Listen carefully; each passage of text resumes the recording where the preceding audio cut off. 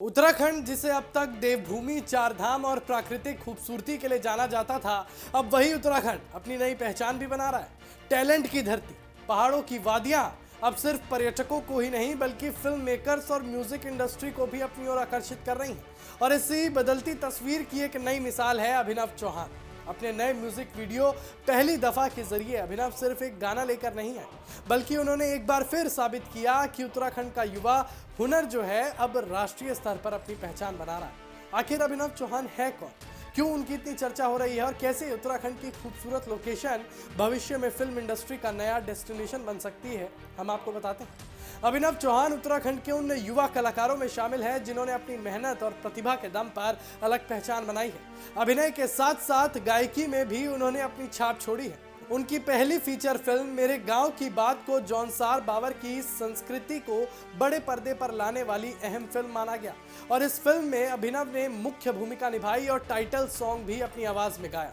Film को उत्तराखंड और हिमाचल प्रदेश में अच्छा दर्शक समर्थन मिला और अभिनव चौहान इससे पहले भी कई लोकप्रिय उत्तराखंडी गीतों से अपनी पहचान बना चुके हैं। उनका गीत राम की कसम दर्शकों के बीच काफी पसंद किया गया और इसके अलावा वो उत्तराखंड की गणतंत्र दिवस झांकी के थीम सॉन्ग देवभूमि की पावन धरती को भी अपनी आवाज दे चुके हैं। और अब पहली दफा के जरिए वो एक बार फिर रोमांटिक अंदाज में दर्शकों के सामने हैं, जहां संगीत के साथ भावनाओं को भी खूबसूरती से पेश किया जा रहा है। आपको बता दें कि इस म्यूजिक वीडियो की सबसे बड़ी खासियत सिर्फ इसकी कहानी नहीं बल्कि इसकी लोकेशन भी है।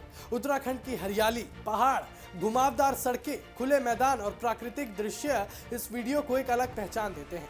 ऐसे विजुअल सिर्फ दर्शकों को ही आकर्षित नहीं करते बल्कि फिल्म और म्यूजिक इंडस्ट्री के निर्माताओं को भी नए शूटिंग डेस्टिनेशन तलाशने के लिए प्रेरित कर सकते हैं। और आज जिस तरह कश्मीर, हिमाचल और उत्तर पूर्व के राज्यों में फिल्मों की शूटिंग के लिए पसंद किए जा रहे हैं, उसी तरह उत्तराखंड भी अपनी प्राकृतिक खूबसूरती के दम पर बड़ी संभावनाएं रखता है।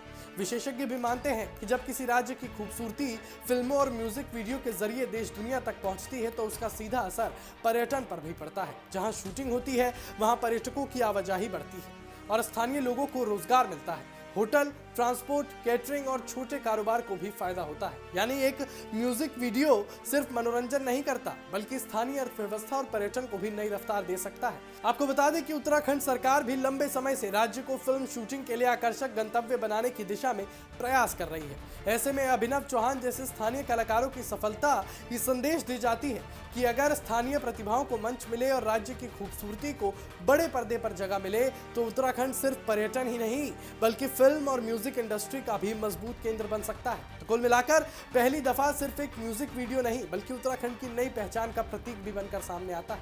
एक ऐसा संदेश कि इस देश भूमि में सिर्फ प्राकृतिक सौंदर्य ही नहीं बल्कि देश भर में चमकने वाला हुनर भी मौजूद है।